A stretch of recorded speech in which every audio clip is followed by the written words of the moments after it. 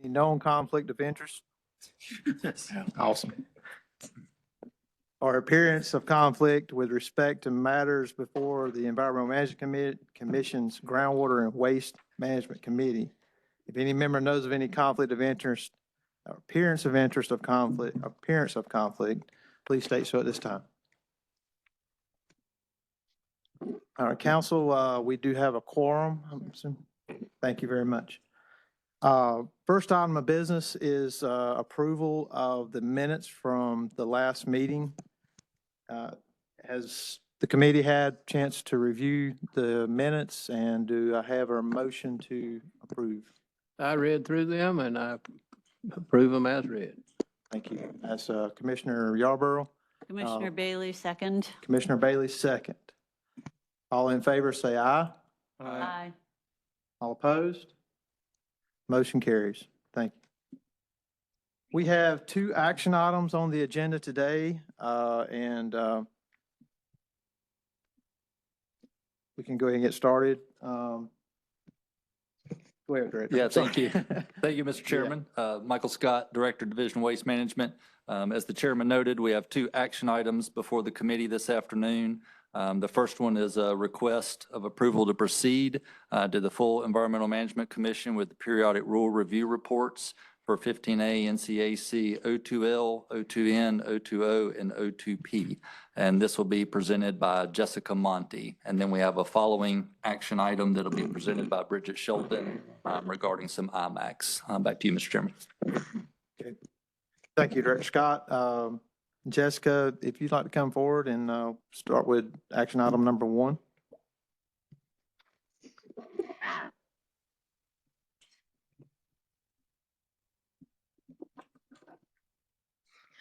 Good afternoon, Jessica Monty, Division of Waste Management. Hey, Jessica. We're presenting to you today, as Michael mentioned, the periodic review of his existing rule reports for 02L, 02N, 020, and 02P. The first few slides here are just the process for the rule review and then the subsequent readoption. So I won't get into details with these slides. These are the slides we've shown before as it pertains to the rule review. So we're at the agency review stage now. We are putting the rules in two categories, either unnecessary or necessary, accepting public comment, finalizing the report, and submitting it to the RRC for review. The RRC will then, after voting on the final determination report, will submit it to the Joint Administrative Procedure Oversight Committee of the General Assembly. And after 61 days, if they don't meet or if they make a decision, then the rules will be final. The reports will be final. So necessary rules means that the agency will take those rules through the readoption process. Unnecessary means the codifier of rules will remove them from the code. The rules that are before you today, the 02L is the groundwater and classification standards. Sections 100 through 300 are administered by the Division of Water Resources. They're regarding groundwater protection, assessment, corrective action, classifications, and the groundwater quality standards. And sections 400 and 500 are administered by the Division of Waste Management's underground storage tank section, and they pertain to risk-based assessment for petroleum underground storage tanks and releases from above ground storage tanks.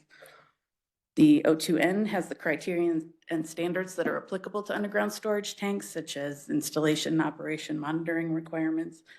020 has the financial responsibility or the financial assurance requirements for the owners of USTs, and the 02P has the processes, procedures for administrating the commercial leaking petroleum UST cleanup fund under statute. These rules were all previously put through the review process in 2018, and the deadline for the RRC to receive these reports is their August 2025 meeting. So in this case, there's the list of how many rules are in each subchapter, but we are designating all of the rules in all 4 subchapters as necessary, so they will be put through the readoption process. None of them have been designated as unnecessary. The reports for each subchapter are included as attachments A, B, C, and D. We also provide an attachment E, just a copy of the existing rules as they are on the books right now, just for ease of reference purposes. This is the proposed schedule. So we're here today. We're asking to go to the EMC in January, public comment period February to April, back to the EMC in July, RRC in August, and then submitting to the APO by September. And with that, we're requesting approval to proceed to the EMC with the periodic rule review reports for 15A and CAC O2L, O2N, O2O, and O2P. Any questions? Thank you, Jessica. Any questions, comments, discussion from the committee? Mr. Chairman, Yes, sir. I have a question on can you back up 3 slides, please, Jessica? That's it. Commercial Leak of Petroleum UST Cleanup Fund. Since this is a periodic review, has Western North Carolina permitting or looking at the cleanup fund for underground storage tanks? Has any of this been, has Western North Carolina been put in this review? Have you brought that out of what's going on in Western North Carolina too? I'm going to let the Okay. section I chief, know it's vague, but Vance Jackson, talk a little bit about that right now. underground storage tanks, and yeah, specifically with that right now. Yeah, Vance Jackson, Chief of the Underground Storage Tank Section.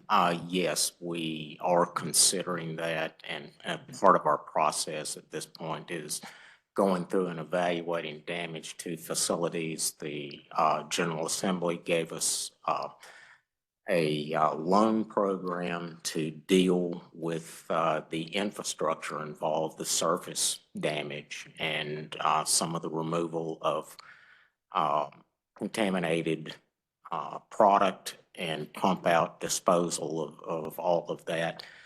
If we determine that there's a release associated with this, yes, these can progress immediately to our cleanup fund.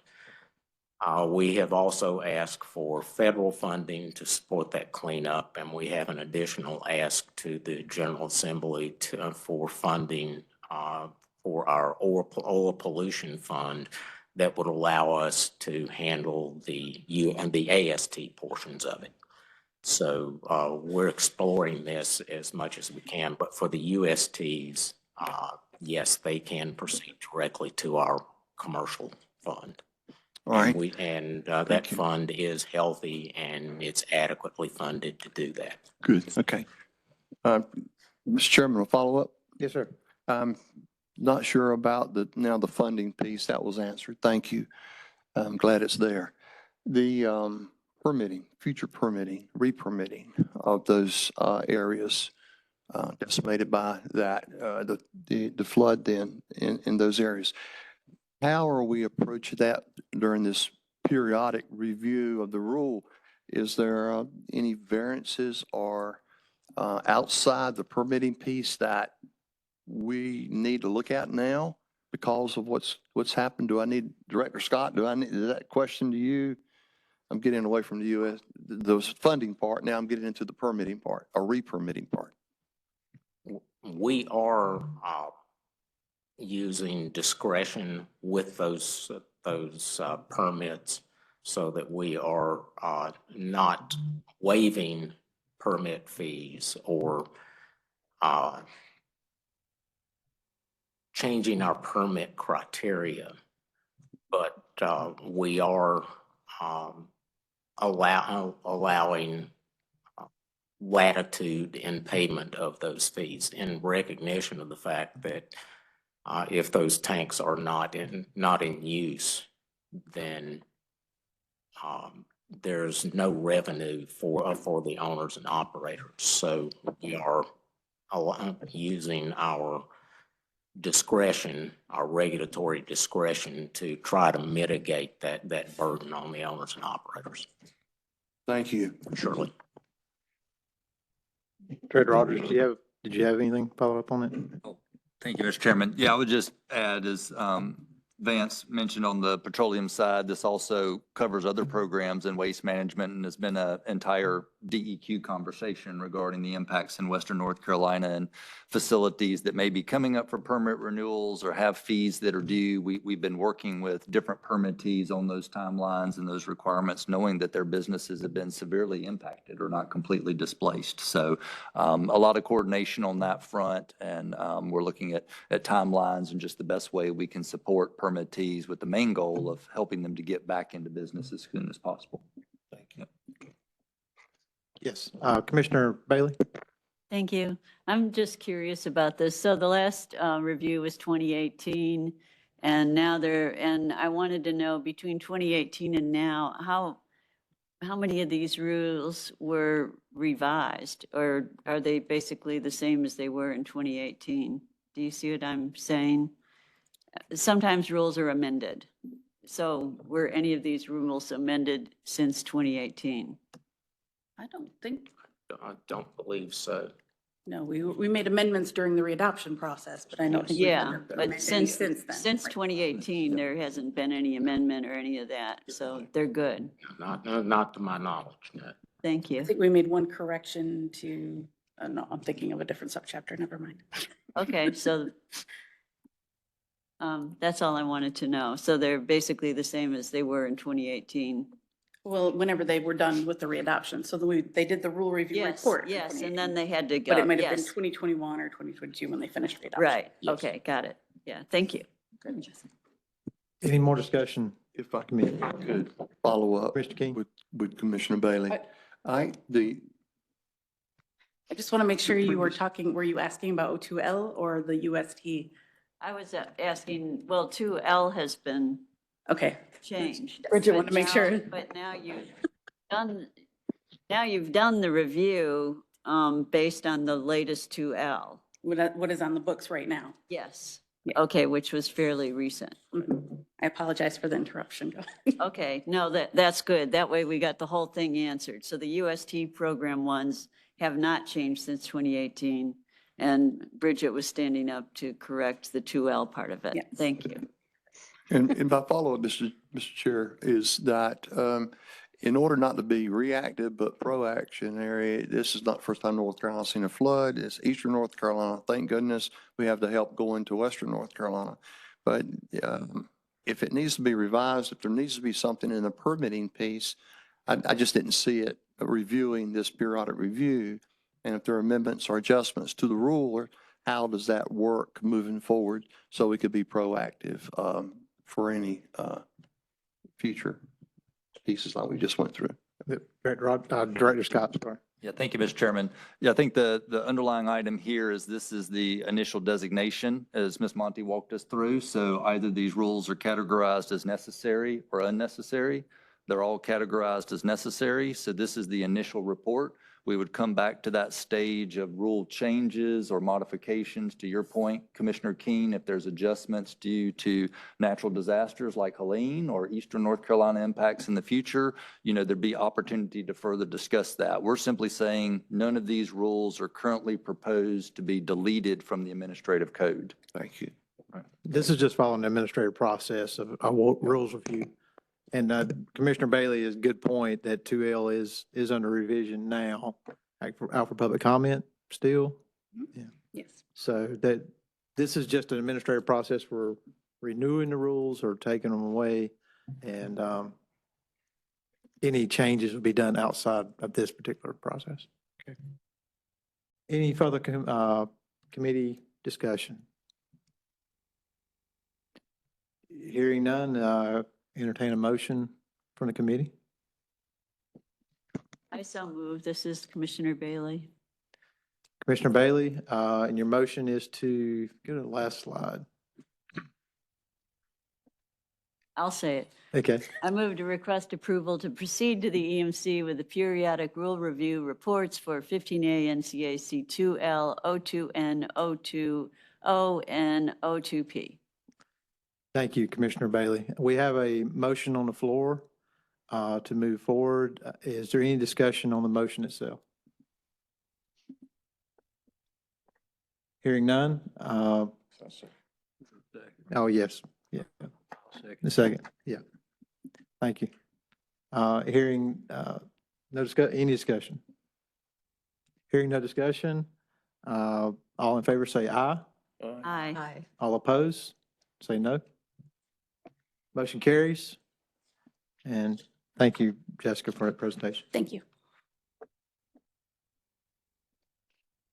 All right.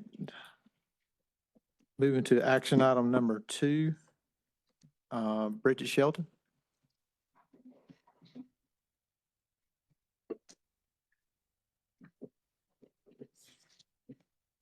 As Bridget's getting ready, we had a discussion in preparation to the meeting about this particular item. And Bridget, correct me if I'm wrong, but this is the first time that an IMAC, there was a rule several years ago, a couple of years ago? Yes, correct, 2022. 2022, that required if an IMAC is developed, that it has to be reviewed by the EMC within 12 months, if I'm correct. The rule would either, the IMAC would either expire, be modified, or continue to rulemaking as a final rule. And so that's what Bridget here is to discuss, 4 IMACs that were before, that were developed before, and then the committee's pleasure or recommendation to the EMC. Yes, thank you. So Bridget Shelton, Groundwater Standards Coordinator with the Division of Water Resources. So as Vice Chair said, I'm here to request approval to proceed to the EMC with a recommendation to initiate rulemaking to establish groundwater quality standards for bentazone, boscalid, fluorometron, and metallochlor in place of the established IMACs. Apologies for the pronunciation of those. So first, to cover what an IMAC is. So the Groundwater Quality Standards Rule 15A NCAC 02L 0202, with the reference at the bottom left of the slide here, states that if there is no groundwater standard for a substance, that substance is not permitted in concentrations above the PQL, or the practical quantitation limit. We've covered the PQL a few times in this committee, but as a reminder, the PQL is the lowest concentration of a substance that can be reliably achieved by an analytical technique in a lab. It can also be referred to as the reporting limit. So to modify this requirement, any person may request the Director of the Division of Water Resources to establish an IMAC, or an interim maximum allowable concentration. If there is any existing IMAC in place, any person may also request the Director update or remove the IMAC. Once a request has been received, the Director has 180 calendar days to take action, either to establish, update, or remove an IMAC. The O2L rule includes guidelines for the establishment of an IMAC. So when the person submits a request for an IMAC, they must also submit any relevant toxicological and epidemiological data, study results, and calculations necessary to establish an IMAC in accordance with the procedures in the O2L 0202 rule. This is to ensure that there is appropriate data available for the substance. DWR then evaluates the request to determine whether the information submitted is in accordance with the rule, and then reviews the information and calculates the health-based protective level for that substance. These IMACs are health-based levels, and they are calculated and established the same as groundwater standards using the procedures in the O2L 0202 rule. We've discussed these procedures before in this committee, but to quickly go over them again, a groundwater standard or an IMAC for a substance is established as the least of the criteria listed here. That includes the non-cancer threshold concentration and the concentration which corresponds to the cancer risk of 1 in a million. We also look at the taste and odor limit threshold values, the maximum contaminant level, which is a federal level, and then the national secondary drinking water standards. So we look and see whether these criteria exist for a substance, and we choose the least in order to be the most protective of human health. Then the following references are used in order of preference to calculate the values for the criteria listed earlier on the previous slide. Again, these procedures and references used to calculate and establish a groundwater standard are the same for calculating and establishing an IMAC. So once the information is submitted, is reviewed, and the health-based value for an IMAC is calculated, the DWR Director then may establish, update, or remove the IMAC if they find that the action will not degrade the quality of groundwaters, will not likely cause or contribute to pollution of waters of the state, and will be protective of public health. A public notice and opportunity for comment is provided at least 30 days prior to the final action, which is either the establishment, update, or removal of an IMAC.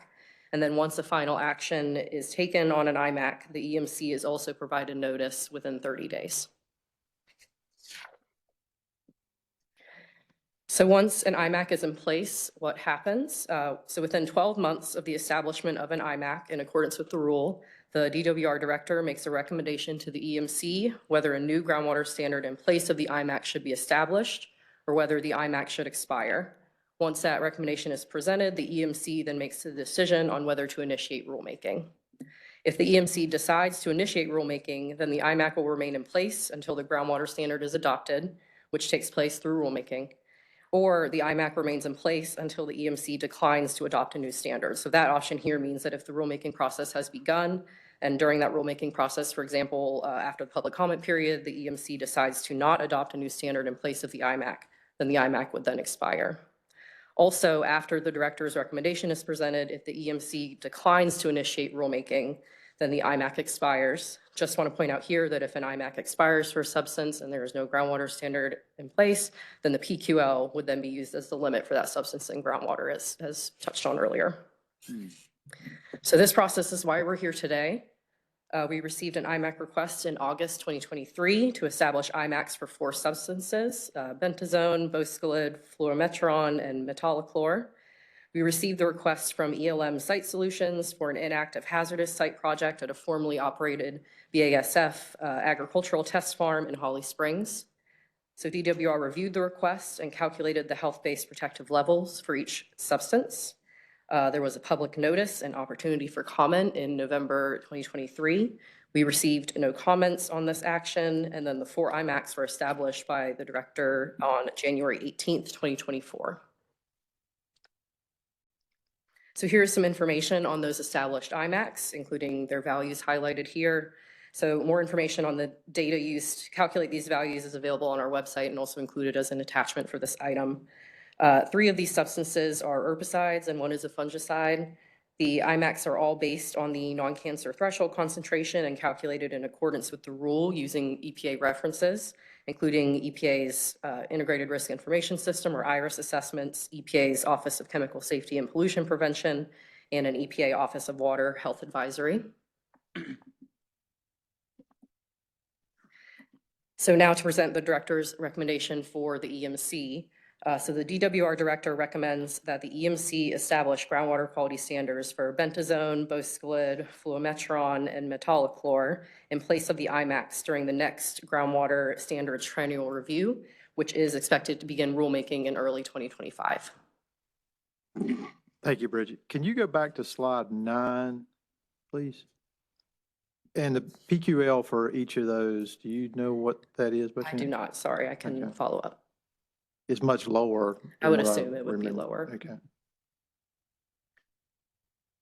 One thing, as we were discussing in preparation of this meeting, I asked Director Scott if his team would reach out to the pesticide section, which is the regulatory branch for the state for pesticides. Each one of these are pesticides. I think 2 or 3 are herbicides and 1 is an insecticide, if I remember, or 1 fungicide and, yeah, 1 fungicide, 1 insecticide, and 2 herbicides, if I remember correctly. Director Scott, can you provide the committee with information you got back from the pesticide section?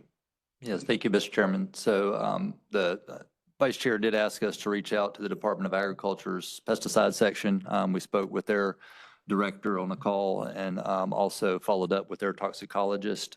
Bridget's done a great job sharing information with NCDA's toxicologist regarding the calculation of these values. They're confirming some information based on how these values were calculated. We'll keep the committee updated on that, but the Department of Ag appreciated us reaching out and their opportunity to review these values and confirm how they were calculated. So I know Bridget will be glad to speak to anything further as she spoke with their toxicologist directly, but we appreciated that recommendation by the committee and reached out to that other state agency. Sounds good. Do you have anything to add on that, Bridget? Oh, yeah, thank Okay, you for the good. summary. Okay, thank you for reaching out. I think it's good for interdepartmental coordination on these matters is always really good. Okay, any discussion from the committee? Sorry, I do have one more slide. Oh, sorry. So that was the director's recommendation, and then we do have an action item request for the committee. Yeah. So The Division of Water Resources requests that the committee approve to proceed to the EMC with the recommendation to initiate rulemaking to establish groundwater quality standards for bentazone, boscalid, fluorometron, and metolachlor in place of the established IMAX. Okay. Any discussion from the committee on the recommendation? So the only thing the pesticide section said was about give me that again, what you talked to them about. Yes, Bridget will have to help me here. She spoke to the toxicologist directly, but the toxicologist for the Department of Ag's pesticide program had some questions and comments regarding the reference values, so how the calculations were made and making sure we were referencing the same information they were regarding the calculations. And Mr. Chair, if I could hand back to Bridget, if there's anything further.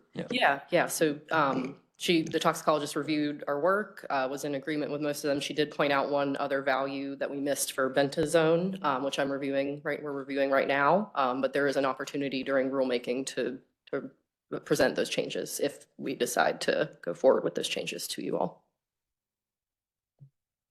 Okay, thank you. Chair Solomon? I just want to interject. I think it's fine whatever this committee decides. I know the questions that will be asked at the full EMC will be what Bridget, and Commissioner Bailey knows, who was chairman when we did review of a lot of these. But the IMAC is kind of relief for people that have contamination. In this case, I see one site. This is a statewide rule. So now we're adding these 4 to statewide rules applicable to everybody monitoring on contaminated sites potentially. I know you don't test it everywhere. But the question is always, is one site justify a statewide rule that goes into effect forever and will probably get never taken away? The question usually gets asked, how many other people would need relief? And that's what this is. This is relief from the PQL. This isn't tighter than the PQL. This is giving people relief that have contaminated.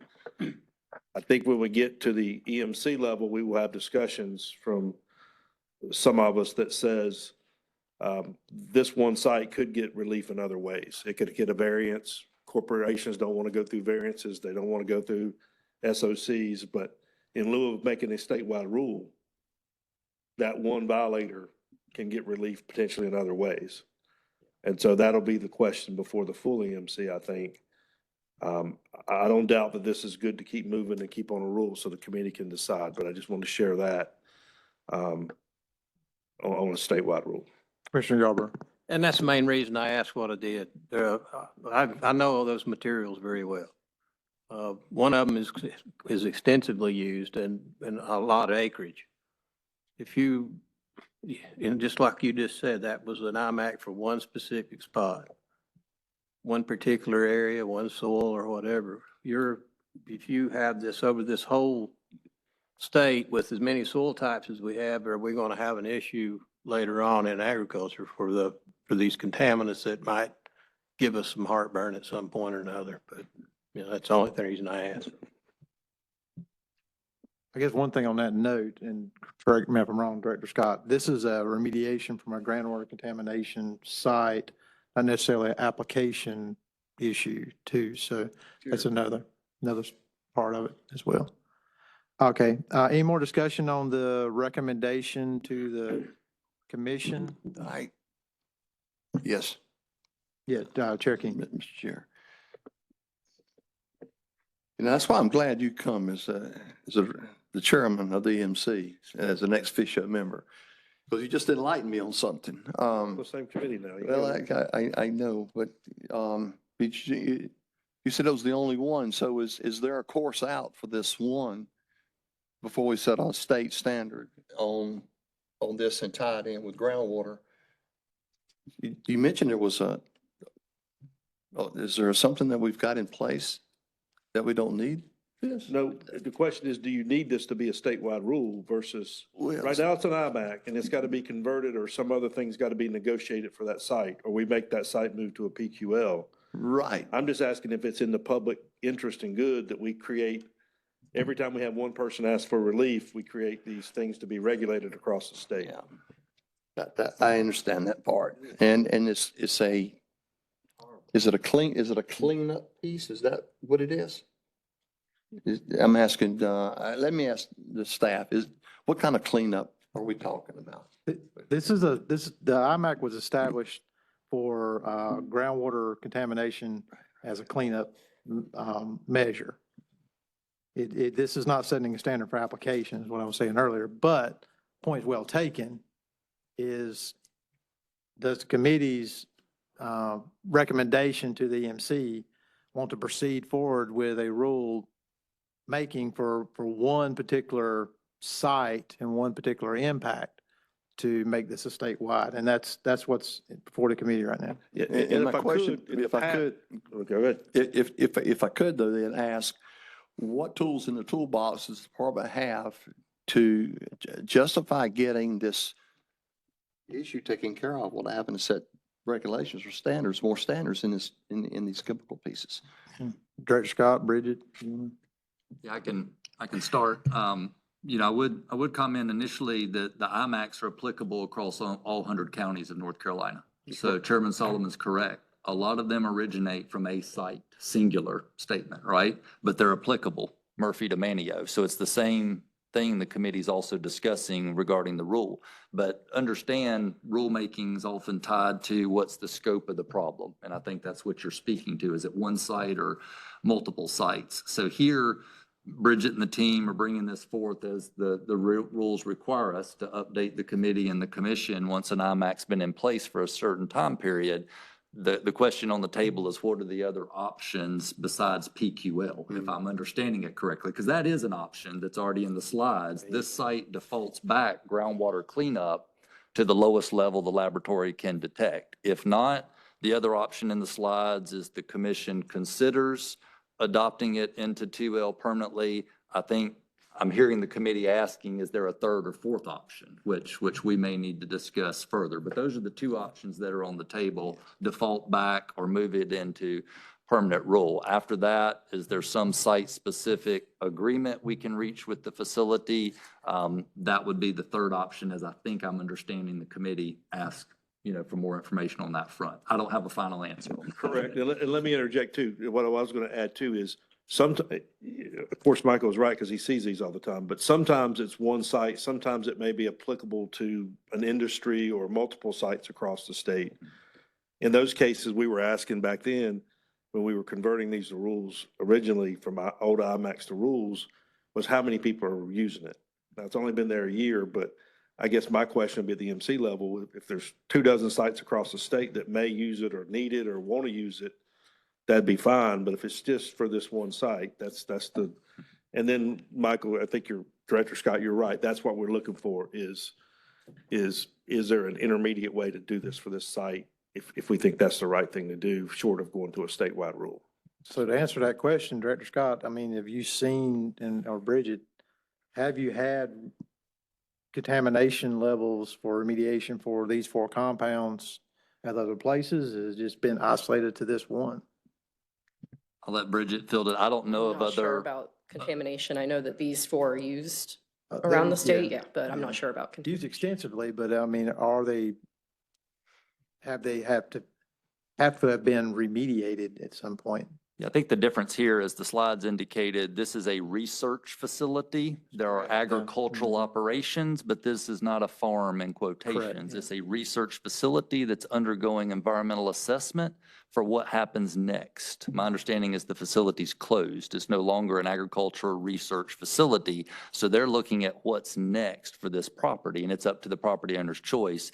We don't have widespread data on these compounds because our assessment programs don't assess agricultural land. Sure. Until someone decides to do a phase 1 or a phase 2, if that agricultural land were to change hands. So hopefully that helps with part of your question. You know, if the committee's request, or ultimately the commission, if this moves forward for us to look at what a third or fourth option can be, then I think obviously that's something the committee or commission can ask us to do. These were the options, you know, we're required to bring forward as part of the process based on the time frame with this particular set of IMAX. Was this a storage issue, or it being a facility, I'm assuming they probably had more product there than normal agricultural operation, but was this a storage issue release? Was there any backtrack on how that happened? That Okay. context. I don't know specifically, but they grew crops. I know that. and they applied pesticides. Yeah, So which happens, all storing over. material or material arriving and Yeah. being stored, I Yeah. guess would be possible, but we may not be able to completely answer that being a question. research facility, you probably had more. Yeah, okay. Those are common materials. Yeah. Commissioner Yarber. Oh, Bailey, I'm sorry. Commissioner Bailey. Commissioner Bailey, my apologies. I guess I was wondering, so if the commission were to deny this IMAC going forward to rulemaking, then the facility would have to clean up to the PQL, is how that would work. And then is there any way, if the facility uses the PQL as their target level for cleanup, and they can't reach that target level, say, after, several quarters of monitoring, can they apply for some kind of a way to close out the site without getting down to the PQL? Director Scott. I'm looking Yeah. at Director Scott. Yeah, I may ask our Deputy Director, Adam Ulishny, to help with that question. Adam's worked in this program a lot. Adam, if you want to help fill this one, I'll start with, they're in a risk-based program, Commissioner Bailey. So, they're looking at target cleanup values, but they're also looking at what a risk-based approach could be. If there's not impacts to off-site receptors, if the impacts to the groundwater or soil are limited to that property. So I'll let Adam add to that question a little bit. If they're not able to obtain PQL, I believe is what Commissioner Bailey's seeking the Superfund perspective on. This is in our Superfund program in active hazardous sites. Yes, yeah, and say like they've done quarterly monitoring for a number of years, and they still can't get down to the PQL.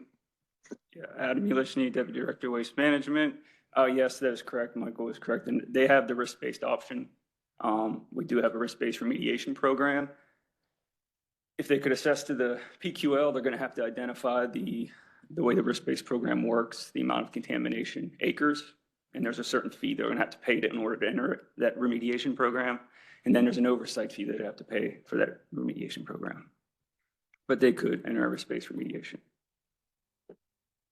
How far In down? other the words, they remediation would path? be able to close out the site without getting down to the PQL. That's That's correct. if they meet all those standards.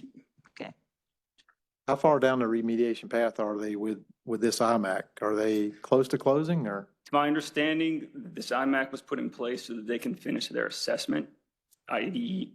determine the full extent of the plume so that they can come up with a remedial action plan for the extent of the plume. So the remediation hasn't begun yet.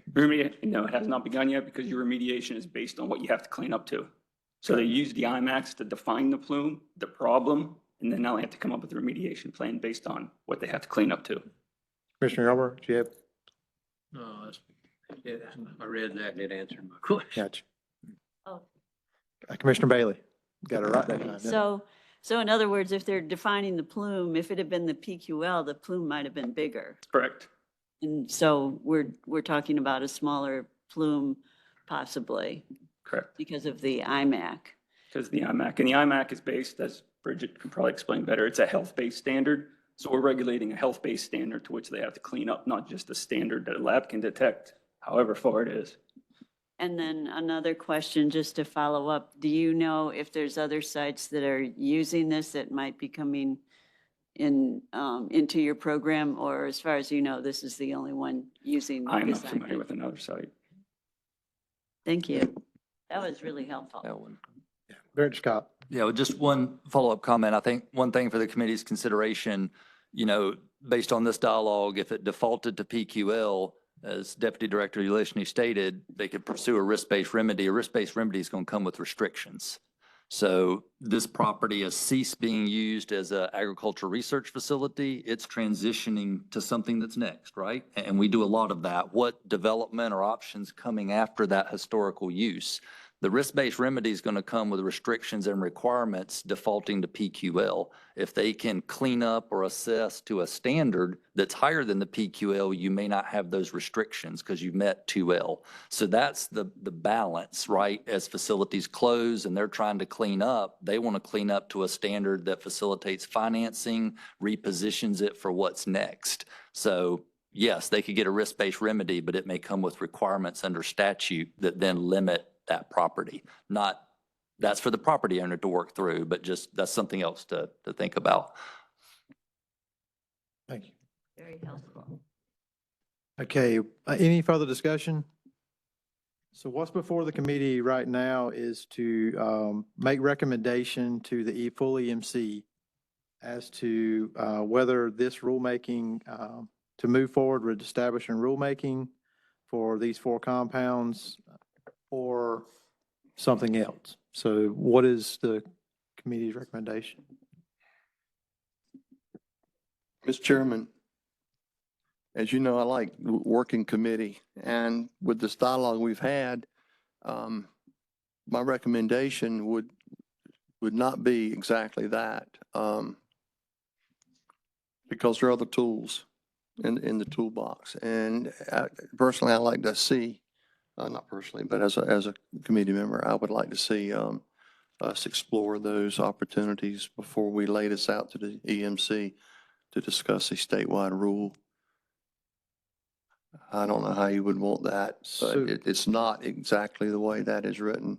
By rule, if I understand, if the committee doesn't act, the IMAC expires in 12 months.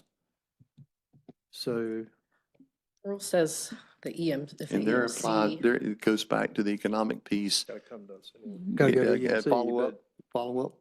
but it's gotta go to the EMC or it expires, correct? That's correct. But in what manner does it go to the EMC? Well, I kind of read that, it says in 12 months of established, it's already established. We've already out past the time of it. Was it January that the recommendation was? yes. So So they got we, 1 more month we, or 2 more months. yes, we're making a recommendation to the EMC before. We don't have anything but 2 sides, I mean, 2 things. We either have to establish it or in place of it, or we have to let it expire. So I have a, Ask for an IMAC again, so I have that's an option too. That's, Yeah, so They can ask, yeah, if the IMAC expires, they can ask for Well, another one. that's one that hadn't been brought up. We do have to do the so- public notice and opportunity for comment Sure, again. And you would if we went through rulemaking just as well, when it a lot less time. I'm concerned about there's one material in there that's, if I could follow up, with my Yeah, comment, then I'll so be quiet. But my follow-up was with my explanation was really following off on what Director Scott had mentioned about what's next. And if the end user is there, it's closed down, it's a plume, then what's next? And what regulations does that what next have to follow? And if we have tools that we can apply in our toolbox, that doesn't have to go in a way to the MC that this committee is saying we need a statewide rule on these parts, then is there other way to approach that? And to identify what comes after and what they need the mediation process is that the owner or the property owner at this time, whoever that is, then the mediation on the new owner or what's next, what do they have to abide by? And does that set precedents for the whole state? That's what I'm getting from this dialogue. I think this is a great discussion. I think moving this forward into that EMC discussion is good. Procedurally, what we have right now, as I understand it, is this committee was making a recommendation to the EMC on how they should proceed. And then when it goes in, and the full EMC will take that recommendation into consideration, then we'll have further discussion on what all these other factors would be. Am I correct in that? Yes, yeah, so we are asking for approval from the committee to move to the EMC. You're welcome to include a recommendation in there. I believe the recommendation on this slide is the director's recommendation to initiate rulemaking, And which is in accordance with what the rule language states. we're not deciding the full scope of what's going forward. We're just recommending to the EMC what we feel as a committee should be done. It goes before the full EMC for full discussion and resolution. Secretary Bailey, Commissioner Bailey. It's my first time as chair, so cut me some slack. I got you promoted. So I have a couple of questions. Let me just, and I have a few of them that I want to cover. So the first question is, if we were going to actually move, make this motion and approve it, and it goes to the EMC, would it go to the EMC tomorrow or January? Sorry, I just caught the end of that. It would be January. It I would be believe. January. So if we don't make a decision today because we want more information, Mhm. then it wouldn't get to the EMC in January. And then is that when the rule expires? The IMAC would not expire. The division is just required, according to the rule, the division is just required to make that recommendation within 12 months. That does not mean that IMAC would expire if it But doesn't. when does it expire? So the options for an IMAC expiring are right here. So if the EMC would make a decision based on that decision. 12 The months from IMAC. so we don't, I guess the point is we're not under a deadline in January. That's what I'm getting at. Yes, I don't believe. Yeah, so, sorry, I'm gonna try to help and step in. This is new. But the way the rule reads is that the director has to make a recommendation to the commission within 12 months. So that is January. So that is the deadline. And then there were also questions about reestablishing the IMAC. That's only if new studies come out. So they can't just restart over and over. If you all decline to adopt, they can't just come get it again. But, so the directors fulfilled one part, which is by the They've 12 almost, in January, we will fulfill it. But the bylaws of the commission require us to come to committee first, but the way that your rule reads is that the director has to make a recommendation to the full EMC within 12 months. So that's January. So that's why we're coming now, so that we can So that comply the- with that requirement in January. So why would we like we need to review it, but really why are we making a decision on whether or not to bring it to the EMC when the director It's is the one rulemaking. who has to bring it to the full EMC? Uh, Let me try to answer. I think that the part we have is, in one way, it's rulemaking, right? So rulemaking usually goes through committee before it goes to EMC, for sure. I mean, any issue is going to go to the technical committee before the EMC. Now, council and I have not talked about this, but technically, is this rulemaking yet? It's a request for rulemaking. So would the 30-day waiver even apply? We've not been here yet with the IMAX because this is pretty new. Right. So this is kind of the first time we've done this process. I will argue, and I will even volunteer, if you guys want to put this on the EMC agenda for tomorrow as an information item, we'll put it on there in the morning as information, not action, so that the EMC can be heard and give staff some direction before they come back in January. Or we could just do that on the side with staff, but at some point, because it is a request for rulemaking and the statutes say it or the rules say it, we've got to bring it to the full EMC. Well, I would like to comment that I would like to have it as an information item because it is a new procedure. Okay? And you may have seen, when I received this, and I looked over the agenda, I was like, where's the RAA? What is this? Because it says, rulemaking. And so it was kind of perplexing to me to look over it and it wasn't fully, set out as rulemaking. And so to me, it would be nice because it's new. Okay. To do it this way. I mean, the last time we did the IMAX and put them into 2L, it was part of a whole big rule package. But this is on its own and a new procedure. So that would be my request to you is to put it on as information so that we understand, what's going to happen in January. Okay, council seems to concur, so we'll put it on as an information item tomorrow. Unless y'all have a more specific recommendation today, it's up to y'all, but if you want us to discuss it. What's the pleasure of committee? Just move forward to allow the EMC to have an information item tomorrow? Is there a recommendation from the committee or just allow that to go? It's fine just for information tomorrow, and the committee can bring it back in January based on that information. We could do a 30-day waiver in So we would January. then present again to the committee in January. Yeah, my anticipation including is the they may 30-day ask for more information, and you bring new information to us in January, and we could do a 30-day waiver and make a decision. Or we may not, as Karen pointed out, we may not have to make a decision in January as an EMC, as long as y'all are making a recommendation before the full EMC. Commissioner King, you good with that? Yes, sir. Commissioner Yarborough, you I'd like didn't, to- I don't know if you heard or not. Mr. Chairman, yes, I am, and I agree with Commissioner Bailey Yeah. that So, we do that, yes. what we're discussing is, Okay with that? have this on the agenda for tomorrow's EMC meeting as an information item. Provide the EMC more information, and then, staff will come back in January to the committee, and we can fully discuss it then and make recommendation to the EMC. And then 30-day waiver moved for in January. Commissioner Bailey? Yes. Yeah, I'm gonna say Commissioner Jackie because I forgot your last name. I'm sorry. Or Secretary Bailey. Maybe okay. I do just want to point out, when we do present this recommendation to the EMC has to decide at that point whether to initiate rulemaking or not.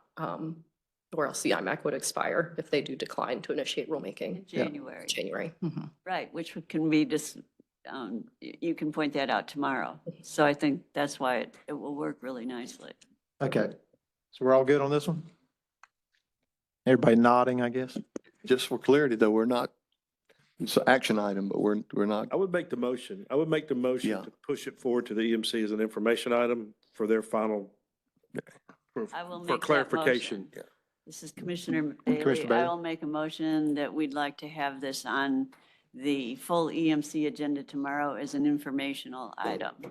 Any second? yes. Commissioner King, all in favor, say aye. Aye. All opposed? All right, motion carries.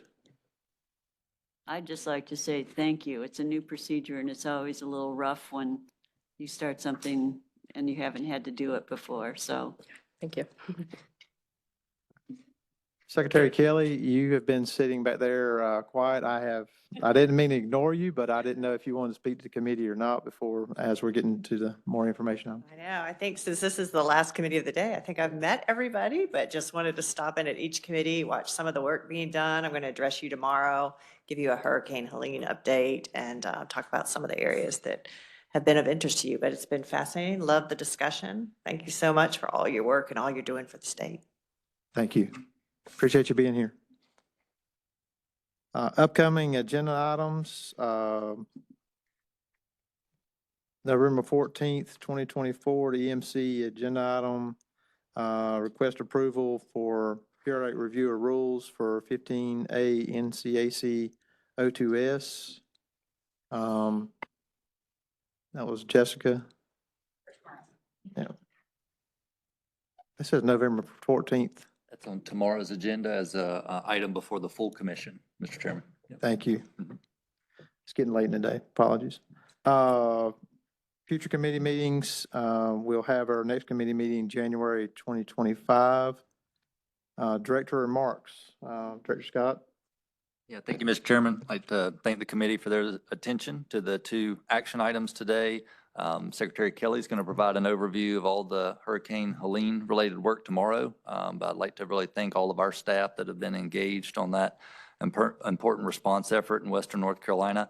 Also would just share a brief update for the committee. The IMAX for the 8 PFAS compounds were signed into effect by Director Rogers mid-October. So those compounds included PFOS, PFOA, Gen X, PFBS, PFNA, PFHXS, PFBA, and PFHXA for interim maximum allowable concentrations for PFAS in groundwater. And so just want to share that with the committee. Thank you, Mr. Chair. Okay, thank you. Committee members, any further discussion? Anybody have anything to bring forward to committee? Okay, I want to thank everyone for being here. Thanks, members of the audience, and we're going to adjourn this meeting. Thank you very much. Thank you. Secretary Kelly, you have a minute for me and Bill? I've got I know you're busy. Lee County.